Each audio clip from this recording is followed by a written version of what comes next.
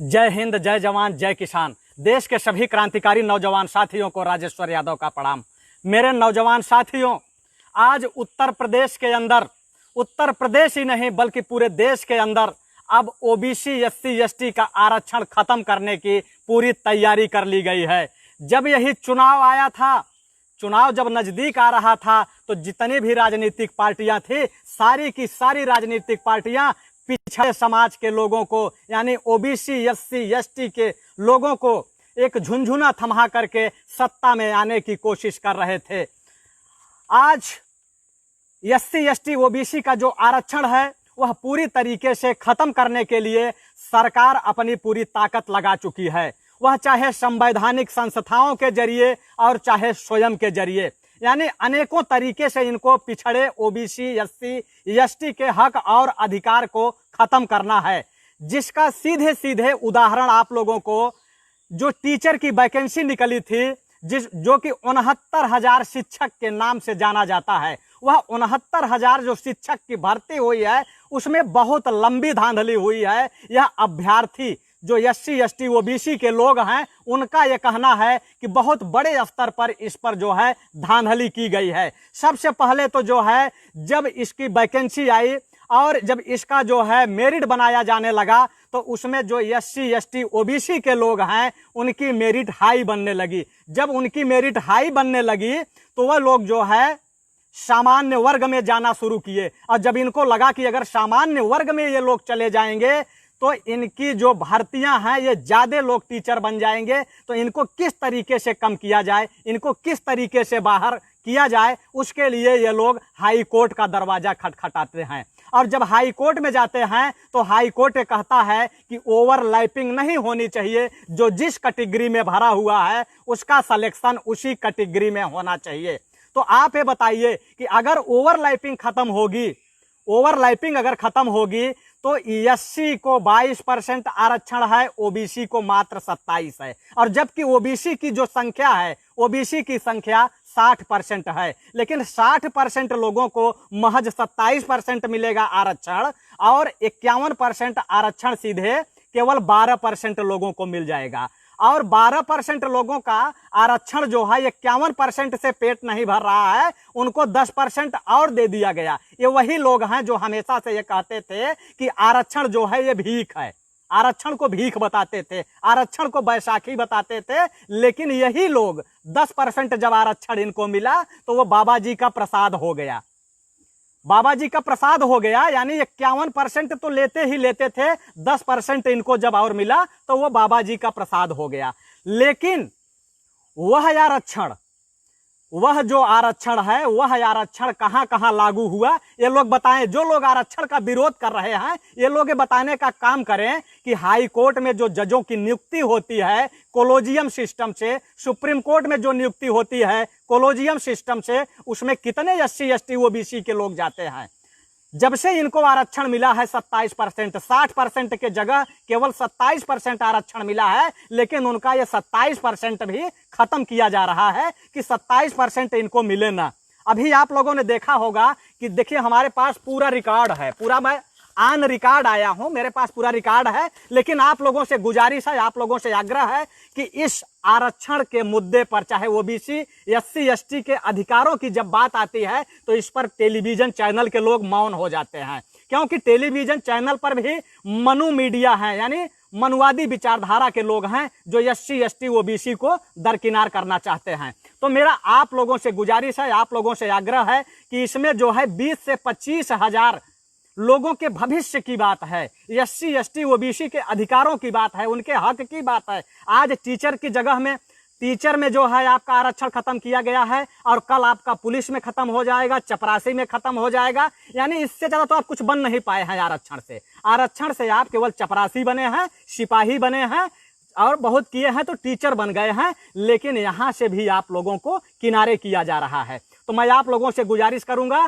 कि जितने भी साथी जुड़े हैं, आप लोग पहले एक बार इस वीडियो को ग्रुपों में शेयर करें, टाइमलाइन पे चलाएं, लोगों तक पहुंचाएं, क्योंकि यह आवाज योगी जी, बाबा जी के पास पहुंचनी चाहिए। क्योंकि जिस तरीके से आपके आरक्षण पर चोट हो रहा है, आपको दरकिनार किया जा रहा है, आने वाले समय में आपके गले में हांडी बांधी जाएगी और आपके कमर में झाड़ू बांध दिया जाएगा और आपको जो है गुलामी कराया जाएगा, जैसे हजारों साल पहले गुलामी कराया जाता था।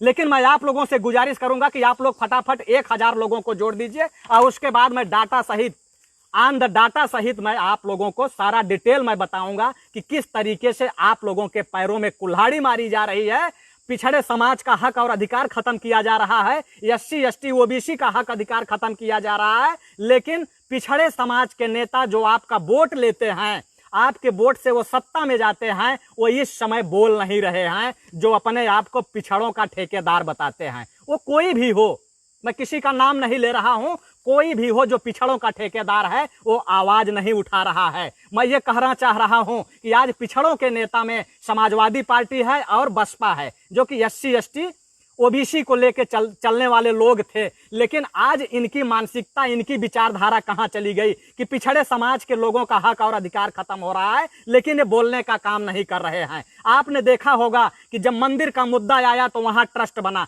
उस ट्रस्ट में OBC SC ST के लोगों को नहीं रखा गया। लेकिन कोई भी नेता बोलने का काम नहीं किया कि आखिर क्यों नहीं रखा गया, कोई नेता नहीं बोला। और जब आप बात करेंगे तो सारे के सारे लोग यही हैं, सबको यही लगता है कि यही जो मुट्ठी भर लोग हैं जो आपका हक और अधिकार खाते हैं, यही इनको सत्ता में लाएंगे। लेकिन अगर ये OBC SC ST की बात नहीं करेंगे तो आने वाले समय में जो चुनाव होगा, उस चुनाव में इनको परिणाम भुगतने के लिए तैयार रहना होगा। और मैं ये भी कहना चाहता हूं आदित्य योगी जी को कि 325 सीट लेकर के जब ये सत्ता में आए थे तो ये मुट्ठी भर लोगों के बदौलत नहीं आए थे, पूरा SC ST OBC समाज के लोग पागल हो चुके थे इनको वोट देने के लिए। क्योंकि ये लोग कहते थे कि सबका साथ, सबका विकास, न गुंडा राज, न भ्रष्टाचार, अब की बार बीजेपी सरकार। सारे OBC SC ST के लोगों ने इनको वोट दिया था, वो चाहे केशव मौर्य के नाम पे दिए हों, और चाहे अनुप्रिया पटेल के नाम पर दिए हों, चाहे विनोद सोनकर के नाम पर दिए हों, और चाहे स्वामी प्रसाद मौर्य के नाम पे दिए हों, मतलब किसी भी तरीके से दिए हों, सारे लोगों ने इनको वोट किया था। और आज यही OBC SC ST के हक और अधिकार को जब खत्म किया जा रहा है, उनके पैरों में कुल्हाड़ी मारी जा रही है, तो ये सारे के सारे नेता कोरोना वाला मास्क लगा करके अपने घरों में बैठ के रामायण देख रहे हैं और महाभारत देख रहे हैं, और ये पिछड़ों के ठेकेदार बन रहे हैं, जो कि बिल्कुल शांत हैं, बिल्कुल चुप हैं। और यह मैं कहना चाहता हूं कि आप लोग इस वीडियो को इतना शेयर कर दीजिए कि इन लोगों तक पहुंचे, मेरी आवाज इन लोगों तक पहुंचे। और मैं ये बताना भी चाहता हूं कि आने वाले समय में अगर यह जो भर्ती हुई है 69,000, अगर इसकी पारदर्शिता नहीं बरती गई, इसको अगर बताया नहीं गया, तो आने वाले समय में SC ST OBC का एक भी वोट भाजपा में जाने नहीं पाएगा। क्योंकि ये पढ़े लिखे नौजवान हैं, जिनको नौकरी से वंचित किया जा रहा है, ये पढ़े लिखे नौजवान हैं और इनकी संख्या 20,000 है। कम से कम 20,000 लोगों को बाहर किया जा रहा है। जिस तरीके का कट ऑफ सिस्टम बना करके और MRC के तहत लोगों को बाहर किया जा रहा है, इनकी संख्या लगभग 20,000 है। पूरे उत्तर प्रदेश के अंदर 400 जो लगभग 20 ब्लॉक 822 ब्लॉक हैं, 75 जिले 822 ब्लॉक हैं। तो जिस तरीके से 20,000 लोगों को अगर अलग किया गया तो लगभग हर गांवों के हिसाब से, यानी 822 ब्लॉक हैं, एक ब्लॉक में 70 गांव होते हैं, तो अगर उसका रेशियो आप निकालेंगे तो हर गांव में लगभग 2 अभ्यर्थी ऐसे हो रहे हैं जिनको नौकरी से बाहर निकाला जा रहा है। और हर गांव का 2 अभ्यर्थी भारतीय जनता पार्टी की कब्र खोदेगा अगर SC ST OBC के हक और अधिकार को खत्म किया जाएगा। खत्म किया जा रहा है, जिसमें कि पढ़े लिखे लोगों को बाहर निकाला जा रहा है। ये वही योगी जी हैं जो कहते थे कि हमारे यहाँ टैलेंटेड लोग नहीं हैं, योग्य लोग नहीं हैं, नहीं टीचर की भर्ती तो तैयार है। क्या आपकी यही योग्यता है कि जनरल वालों को OBC में ले आके रख दो और गुप्ता जी को ले जाके ST में रख दो? शर्म आनी चाहिए, इसमें पारदर्शिता बरतनी चाहिए। अब मैं आपको बताऊंगा, जैसे 1000 लोग होने वाले हैं, जैसे ही 1000 लोग हो जाएंगे, मैं आपको बताना शुरू कर दूंगा कि किस तरीके से आपके आरक्षण पे चोट किया जा रहा है। और जो लोग आरक्षण का विरोध करने वाले हैं, मैं उनको भी ये कहूंगा कि आप इस वीडियो को ले जाके योगी जी तक दिखाइए कि आने वाले समय में उनकी कब्र खुदने वाली है। जितने साथी देख रहे हैं सभी साथियों से मैं एक बार गुजारिश करूंगा कि आप लोग वीडियो को क्लिक करिए, और जैसे ही वीडियो को क्लिक करेंगे आप देखेंगे वहां शेयर का ऑप्शन होगा। शेयर के ऑप्शन पे जाके वहां बटन दबाएं, और जैसे ही बटन दबाएंगे वहां मुंडी आएगी, अंधभक्त, गंधभक्त, गोबर भक्त, उनकी मुंडी आएगी। उस मुंडी पे क्लिक करेंगे, ग्रुप आ जाएगा। सारे ग्रुपों में आप शेयर करते चले जाएं। ग्रुपों में शेयर करिए, टाइमलाइन पे शेयर करिए, वॉच पार्टी भी चलाइए, क्योंकि आप लोगों के हक और अधिकार की बात है, और वह है आपके हक और अधिकार की बात हम कर रहे हैं। कोई राजनेता नहीं कर रहा है, और हमें कोई सांसद नहीं बनना है, कोई विधायक नहीं बनना है, हमें राजनीति का शौक नहीं है। हमें सिर्फ है आपके हक और अधिकार की बात करनी है, हमें किसानों, मजदूरों, गरीबों की बात करनी है। इसलिए हम आप लोगों से कह रहे हैं, आप फटाफट लोगों को जोड़ते जाएं, लोगों को जोड़ते जाएं, इसको वीडियो को लोगों तक पहुंचाते जाएं। देखिए किस तरीके से इन शिक्षकों को बाहर का रास्ता दिखाया गया। 20,000 लोगों को, कम से कम 20,000 लोगों को। देखिए जो वैकेंसी निकली थी उसमें 69,000 लोगों की जो है नौकरियां मिलनी थी, 69,000। तो जिसमें जो ओबीसी था, ओबीसी को जो 27% आरक्षण मिला है, 27% इसलिए दिया गया है क्योंकि सुप्रीम कोर्ट का एक गाइडलाइन है कि 49% से अधिक आरक्षण नहीं दिया जा सकता। लेकिन उस समय सुप्रीम कोर्ट का गाइडलाइन कहां चला जाता है, जब 49 में 10% और आरक्षण मिल जाता है, सवर्णों को मिल जाता है, और उनकी गरीबी रेखा तय होती है 9 लाख। यानी आपको राशन लेने की जो गरीबी रेखा तय होगी, वह गरीबी रेखा कितना तय होगी, 72,000 रुपए। गरीबी रेखा आपका एक साल का 72,000 तय होता है, और उनका कितना तय हो रहा है, 8 लाख। और उस आरक्षण को बढ़ा करके जो है कर दिया गया कितना, मतलब 60% हो गया। उस समय सुप्रीम कोर्ट, माननीय सुप्रीम कोर्ट की गाइडलाइन कहां चली जाती है, यह आप लोग देखिए। तो आप लोगों के हक और अधिकार को जो खत्म करने की प्रक्रिया है, वह संवैधानिक संस्थाओं से लेकर के यहां तक है।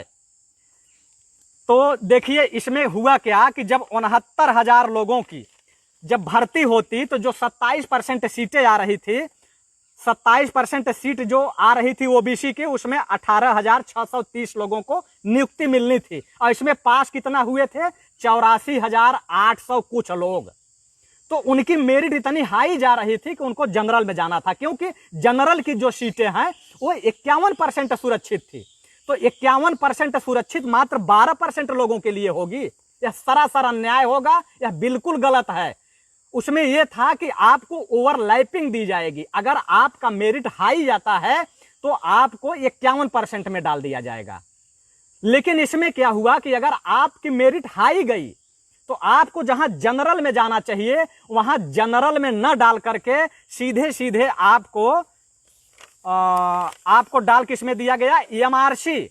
एमआरसी ये होता है कि अगर आपकी मेरिट हाई जा रही है तो आपको होम डिस्ट्रिक्ट दिया जाएगा। तो आपको सीधे एमआरसी करके आपकी मेरिट हाई गई तो जहां आपको जनरल में रखना चाहिए वो आपको होम डिस्ट्रिक्ट के चलते कहां कर दिए हैं, सीधे आपको ले जाके ओबीसी में डाल दिया जा रहा है।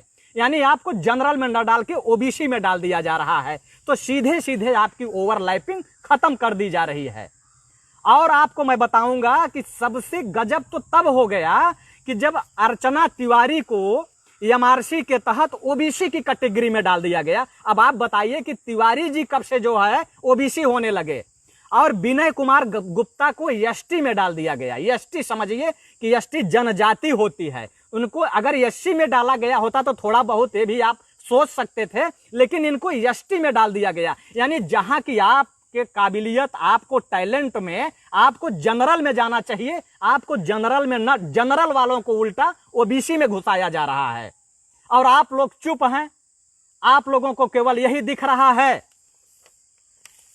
3 तलाक, हिंदू मुसलमान, लव जिहाद, पाकिस्तान। आपको केवल गुमराह किया जा रहा है और जमाती जमाती बता के गुमराह किया जा रहा है। तो आप ये समझ सकते हैं कि जिस तरीके से आपके आरक्षण पे चोट हो रहा है, अब इसमें जितना भी सिलेक्शन हुआ है, अब ये पता ही नहीं है कि ओबीसी के लोगों का सिलेक्शन कितना हुआ है और कहां हुआ है, क्योंकि इसमें जो है पारदर्शिता बिल्कुल बरती ही नहीं गई है। अब पारदर्शिता के बारे में हम आपको बताते हैं कि पारदर्शिता तो तब बरती जाती कि जब रिजल्ट निकला। जैसे रिजल्ट निकला तो एक तरफ जो है अभ्यर्थी का नाम होना चाहिए, उसके आगे उसने कितना नंबर पाया वो होना चाहिए, उसको किस कैटेगरी में रखा गया, ओबीसी में रखा गया कि एससी में रखा गया कि एसटी में रखा गया, वो होनी चाहिए। लेकिन ऐसा कुछ भी नहीं हुआ है। अब ऐसा इसलिए नहीं हुआ है कि अगर ऐसा होता तो ये जो ओबीसी और एससी एसटी के लोग हैं इनको और जगह मिलती और ये होते, लेकिन इनको 20,000 बाहर निकालना था।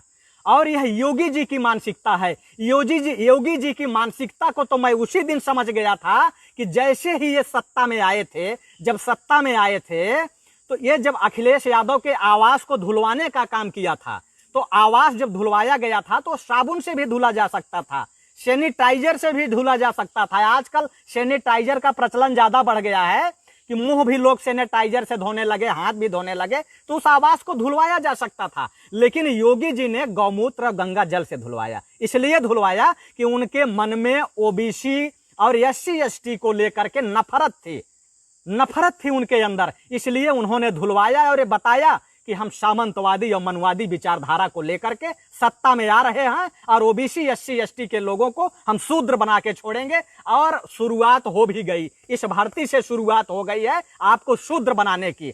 अब मैं आपको बताना चाहता हूं, हमारे पास 4 पॉइंट है, ये मैं 4 पॉइंट रखूंगा। लेकिन आप लोगों से गुजारिश है कि इस समय 1200 साथी देख रहे हैं, 1200 साथियों से मेरी गुजारिश है कि एक बार आप लोग इस वीडियो को अपने अपने टाइमलाइन पे शेयर कर दें, अपनी टाइमलाइन पे शेयर करें।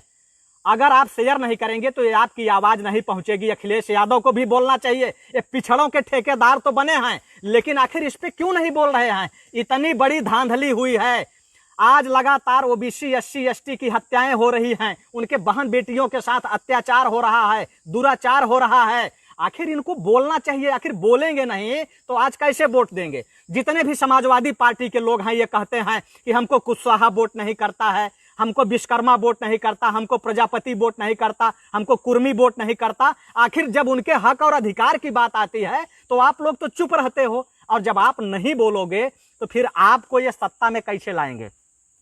जब इनको लगेगा कि आप इनके हितैषी नहीं है तो आपको क्यों लाएंगे? उधर हमारी जो है मायावती जी हैं, बुआ जी, तो बुआ जी का भी यही काम है कि वो सवर्णों के आरक्षण की तो वकालत करती हैं, लेकिन अपने लोगों का जो आरक्षण जा रहा है, खत्म हो रहा है, उस पर उनका एक ट्वीट भी नहीं आता है और उस पर वो बोलती भी नहीं है। तो आखिर किस तरीके से उनको एससी समुदाय के लोग अपना नेता मानेंगे? जब आप उनके हक और अधिकार की बात नहीं करती हैं, उनके लिए लड़ाई नहीं लड़ती हैं, तो आपको कैसे वो अपना नेता मानेंगे? तो देखिए, इसमें ऐसा है कि जो चयन सूची है, चयन सूची में बिल्कुल पारदर्शिता नहीं बरती गई है। किस अभ्यर्थी का चयन किस वर्ग में हुआ है, अर्थात आरक्षित या अना आरक्षित में हुआ है, वो कितने मेरिट पे हुआ है, ये कहीं भी दर्शाया नहीं गया है। इसलिए यह पारदर्शिता पर सवाल खड़ा करता है कि भर्ती में पारदर्शिता हुई है और या फिर व्यापम घोटाले की तरह व्यापम घोटाला हुआ है। जैसे व्यापम घोटाला हुआ है, कहीं वही घोटाला यहां भी तो नहीं हुआ है। दूसरा पॉइंट यह है कि आरक्षित वर्ग के मेधावी अभ्यर्थियों को उनके उच्चतम मेरिट के बावजूद भी आरक्षित वर्ग में क्यों चयनित किया गया है? जब जो सामान्य वर्ग की सूची है, सामान्य वर्ग के बराबर जो बच्चे नंबर पाए हैं एससी एसटी ओबीसी के, उनको ओबीसी में क्यों रखा गया है? और अगर ओबीसी में नहीं रखा गया है तो वह सूची में क्यों नहीं दर्शाया गया है और सूची में क्यों नहीं दिखाया गया है? अब जिस तरीके से यह भर्ती हुई है, मेधावी छात्रों को जो अगर उनके कोटे में रखा गया है तो कम से कम 15 से 20 हजार सीट प्रभावित हुई है, 15 से 20 हजार लोगों की नौकरियां छीन ली गई हैं। उसके बाद जो सरकार है वो बेसिक शिक्षा परिषद से जब लोग पूछने लगे, लड़के पूछने लगे कि आखिर जो ये व्यवस्थाएं की गई हैं, जिस तरीके से भर्तियां हुई हैं, किसको किस जगह रखा गया है, तो उन लोगों ने कहा कि यह हम लोगों को पता नहीं है, ये शासन का आदेश है, ऊपर से आदेश आया है। तो ऊपर कौन बैठा है? ऊपर तो योगी जी बैठे हैं, तो योगी जी का आदेश है। या तो सीधे सीधे ये लोग उस पर पारदर्शिता बरतें, और नहीं तो इस पे यही माना जाएगा कि योगी जी जो ये कहते थे कि संविधान नहीं होता तो सैफई वाले जो है गाय और भैंस चराते, तो वही आज संविधान अगर वास्तव में है और अगर योगी जी संविधान में विश्वास रखते हैं तो इसकी पारदर्शिता को दिखाएं कि किस व्यक्ति को किस कैटेगरी में रखा गया है, उसका क्या नंबर है, क्या अंक है। और उसके बाद ये जो एमआरसी की कैटेगरी है। एमआरसी को लागू किया जाता, एमआरसी को लागू तब किया जाता जब इनको पहले आरक्षण वाले, पहले इनकी नियुक्ति हो जाती, पहले इनका जो है नियुक्ति हो जाती कि कितने लोग कहाँ नियुक्त हुए हैं। तो जब उनका नियुक्ति हो जाता, कौन ओबीसी में गया, कौन जनरल में गया, कौन एससी में गया, कौन एसटी में गया, उसके बाद जो मेरिट के आधार पे जिसकी मेरिट ज्यादा होती उसको एमआरसी ला करके उसको उसके होम डिस्ट्रिक्ट में चयन किया जाता। तब तो ये माना जाता कि इस भर्ती में पारदर्शिता हुई है, और नहीं तो इसमें पारदर्शिता बिल्कुल नहीं हुई है। तो इसलिए मैं ये कहना चाहता हूं कि आज जितने भी साथी हैं, सभी साथियों से ये मैं कहना चाहता हूं कि आने वाले समय में आप चपरासी भी नहीं बनेंगे। जिस तरीके से आपको हजारों साल पहले गले में हाड़ी और कमर में झाड़ू बांध के घुमाया जाता है, वह प्रक्रिया शुरू हो चुकी है। यह प्रक्रिया इसलिए शुरू हो चुकी है कि पहले लोगों को धन रखने का अधिकार जाति आधार पे नहीं था, और आज आपको जो है वही स्थिति फिर लागू की जा रही है। अगर आप टीचर नहीं होंगे, आप अध्यापक नहीं होंगे, आप चपरासी नहीं होंगे, आप सैनिक नहीं होंगे, आप सिपाही नहीं होंगे, तो फिर आपके पास धन आएगा नहीं, आय का स्रोत आएगा नहीं, और आप क्या करेंगे? मानसिक गुलामी करेंगे, आप मानसिक गुलामी करेंगे। लेकिन वह समय आ चुका है कि आपको यह नहीं सोचना चाहिए कि ये तो 69,000 लोगों का मामला है, तो हम क्यों बोले, हमारे घर से कोई टीचर थोड़ी होने जा रहा है। तो आने वाले समय में आपकी पीढ़ियों के साथ भी वही होगा, यही आपके पीढ़ियों के साथ भी होगा, और आपको भी जो है खत्म किया जाएगा। तो तमाम लोग हैं इसमें, मैं देखा हूं कि तमाम लोग हैं। देखिए, एक चिट्ठी मेरे पास आई है, यह चिट्ठी है राजू भैया जो कल्याण सिंह के लड़के हैं, उन्होंने लिखा है कि इसमें जो लोग आरोप लगा रहे हैं अभ्यर्थी, इसको जो है माननीय मुख्यमंत्री जी और उनके सचिव जी इसको संज्ञान में लें, और संज्ञान में लेकर के इस पर कार्रवाई करें। अगर इस पर कार्रवाई नहीं होती है तो मैं ये कहूंगा योगी जी कि एससी एसटी ओबीसी का जो लगाव है आपसे, ये बिल्कुल मुंह मोड़ लेंगे आपको, और आपके पास जाएंगे नहीं, और आने वाले 2022 के चुनाव में आपकी ये कब्र खोदेंगे। क्योंकि ये पढ़े लिखे टैलेंटेड लोग हैं, ये मूर्ख लोग नहीं हैं कि उनके खाते में आप 1,000 दे दोगे और उनके घर में 5 किलो जो है चावल भिजवा दोगे, आपको वोट दे देंगे। ऐसा नहीं है, ये पढ़े लिखे मेधावी छात्र हैं। जब ये पढ़ाई कर रहे थे ना, तो इनकी जमीनें गिरवी हो गई थी। ये बड़े आशा और उम्मीद के साथ है तो बीटेक किए, एमटेक किए, बीटीसी किए, टीईटी पास किए, टीईटी के बाद टेट किए, सुपर टेट किए, यानी आपने परीक्षाओं को जितना सिलसिले में जारी किया, लोग मेहनत किए, लोगों के घर गिरवी हो गए, लोगों के खेत गिरवी हो गए, उनके माताओं का जो है जो गहने हैं, जेवर तक बिक गए, तब ये बच्चे वहां तक पहुंचे हैं। लेकिन अगर इन बच्चों को नौकरी नहीं मिलेगी तो कितना चोट पहुंचेगा, इनके ऊपर कितने बड़ा जो है आघात लगेगा, ये स्वयं अपने आप को नहीं माफ कर पाएंगे। क्योंकि इनके माँ बाप बड़ी आशा और उम्मीद के साथ पढ़ाया इनको, अपनी जमीनें बेची, घर गिरवी रखा, माँ इनके जेवर बेचे, यहाँ तक कि जो लोग शादी ब्याह वाले थे, इनकी पत्नियों के जेवर बिके, इनके घर के अंदर। मैं आपको बताऊंगा कि एक अभ्यर्थी हमारे बगल का था, वह जब फार्म डालने गया था ऑनलाइन कराने, तो अपने घर में रखे हुए पीतल के 3 लोटे को बेचा था। लोटा जानते हैं, पानी पीने वाला जो लोटा होता है, वह 3 लोटा बेचा था। बेचने के बाद जाके वो फार्म को सबमिट कराया था अपना लोटा बेच करके।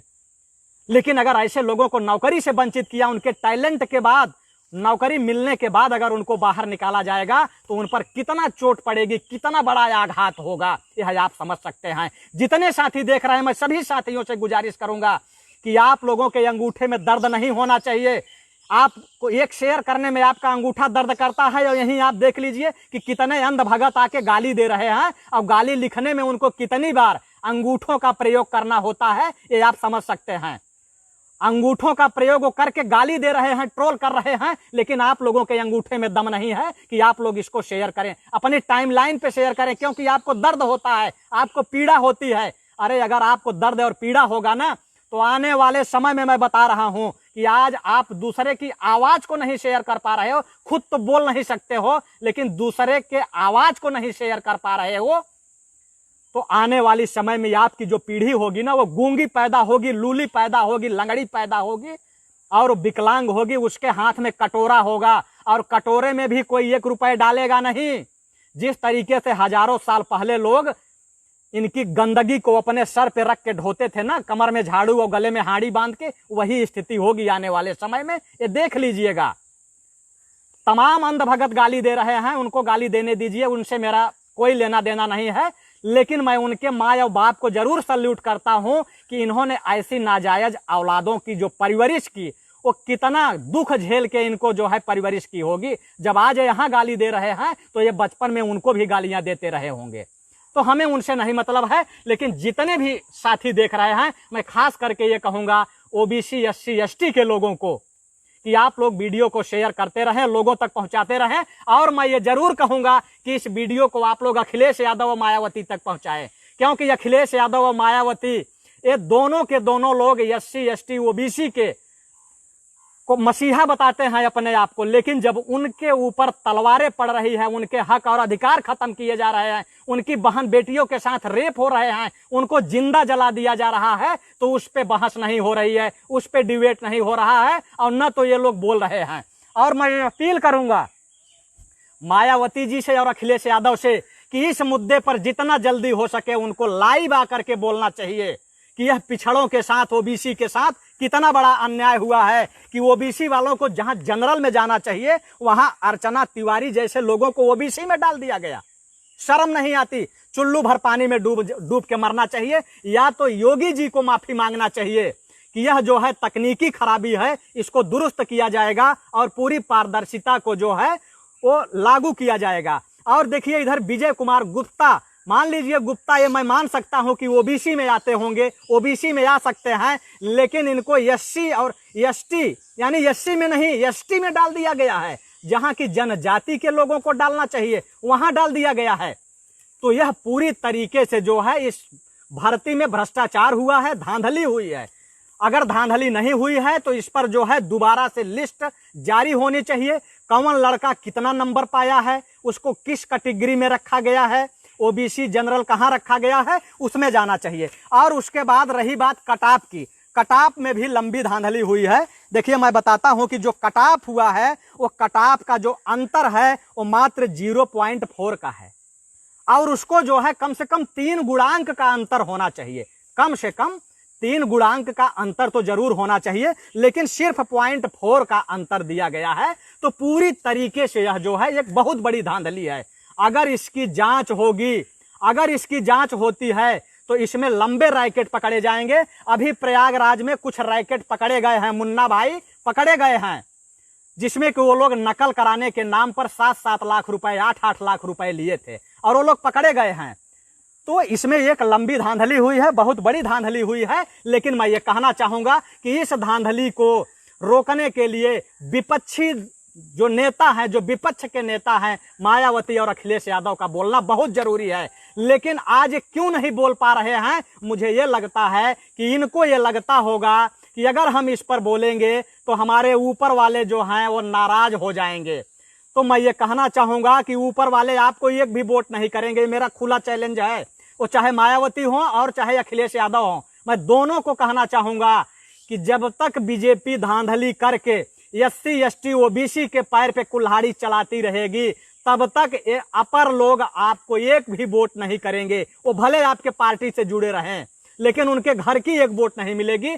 लेकिन आपको जो है ये एससी एसटी ओबीसी पर आपको बोलना चाहिए, इनके हक और अधिकार के लिए बोलना चाहिए, क्योंकि आपको नेतृत्व इसीलिए सौंपा गया है, आप विपक्ष दल के नेता इसीलिए हैं। मायावती को बोलनी चाहिए, वही मायावती जो गरीब सवर्णों की बात करती है। मैं ये नहीं कहता हूं कि वो गरीब सवर्ण की बात न करें, बिल्कुल गरीब सवर्ण की बात करें, लेकिन जिनको हक और अधिकार मिला है पहले से, ये ओबीसी के हक और एससी एसटी के हक और अधिकार की बात कौन करेगा?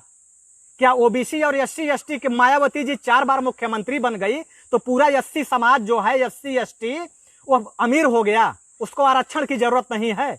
और अखिलेश जी को मैं कहना चाहता हूं कि अखिलेश जी बेशक अगड़े हों, क्योंकि वो अपने आप को कई बार उन्होंने कहा है कि मैं अगड़ा हूं, मैं पिछड़ा नहीं हूं, मैं हमेशा अपने को अगड़ा मानता हूं। तो अखिलेश जी आप अगर अगड़े हैं तो पूरा समाज अगड़ा नहीं है। आप प्रदेश के सीएम बन चुके हैं, आप एक राजनीति की विरासत में पैदा हुए हैं, तो आप अगड़े हो सकते हैं। लेकिन ये जो पिछड़े लोग हैं, जो एक बार बीटेक करने के लिए, बीटीसी करने के लिए टीईटी पास करने के लिए, टेट करने के लिए, सुपर टेट के लिए अपने घर बेचवा देते हैं, अपनी जमीनें गिरवी रखवा देते हैं, अपने माताओं की जेवर बेच देते हैं। उन पर क्या गुजरती होगी? क्या ये अगड़े हैं? जो जेवर बेचेगा, जो घर के बर्तन बेचेगा, वो अगड़ा नहीं है, वो पिछड़ा ही है।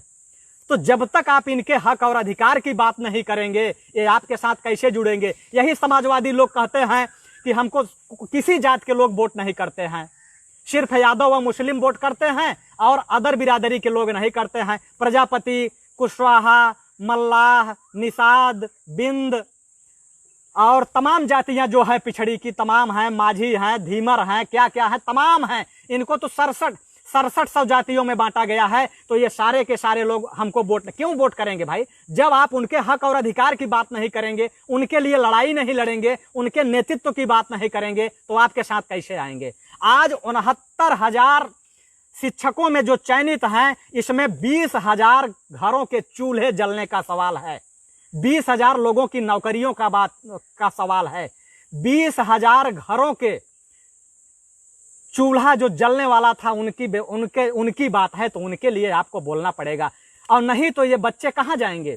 आने वाले समय में अगर इनको नौकरी अगर नहीं मिली, ये बाहर हो गए, तो ये पूरे जीवन अपने आप को माफ नहीं कर पाएंगे और कितने तो बेचारे आत्महत्या कर लेंगे। आपने देखा था ना, जो आपने शिक्षा मित्रों को परमानेंट किए थे, उसमें से जितने लोगों को बाहर कर दिया गया था, उसमें कितने लोग आत्महत्या कर लिए? उनके घर के लोगों के ऊपर क्या गुजरा, क्या बीता? तो इसलिए मैं ये कहूंगा कि जितने भी नेता हैं, सारे नेताओं को बोलना चाहिए, और जितने भी हमारे क्रांतिकारी साथी हैं, जितने लोगों तक ये वीडियो पहुंच रहा है, उन लोगों से भी मैं ये कहूंगा कि आप लोग लाइव के माध्यम से पोस्ट डाल करके और ट्विटर पे जाकर के लिखिए, वहां हैशटैग करके जो है लिखिए कि 69,000 शिक्षकों की भर्ती में हुई धांधली। आप ट्विटर पे ट्रेंड कराइए इसको, और जब ट्विटर पे ट्रेंड होगा तो इस पर इनको बोलना पड़ेगा। ये पिछड़ों के नेता भी बोलेंगे और इनको भी, सरकार में बैठे लोगों को भी सफाई देनी पड़ेगी। तो जितने लोग हैं, मैं सारे लोगों से ये कहूंगा कि आप लोग ट्रेंड कराइए, और जितने साथी देख रहे हैं, मैं सभी लोगों से गुजारिश करूंगा कि आप लोग जो बाद में भी देखें, इस वीडियो को शेयर करते रहें और लोगों तक पहुंचाते रहें। इसी के साथ सभी लोगों को क्रांतिकारी इस्तकबाल और पुनः सभी को क्रांतिकारी सलाम। जय हिंद, जय जवान, जय किसान।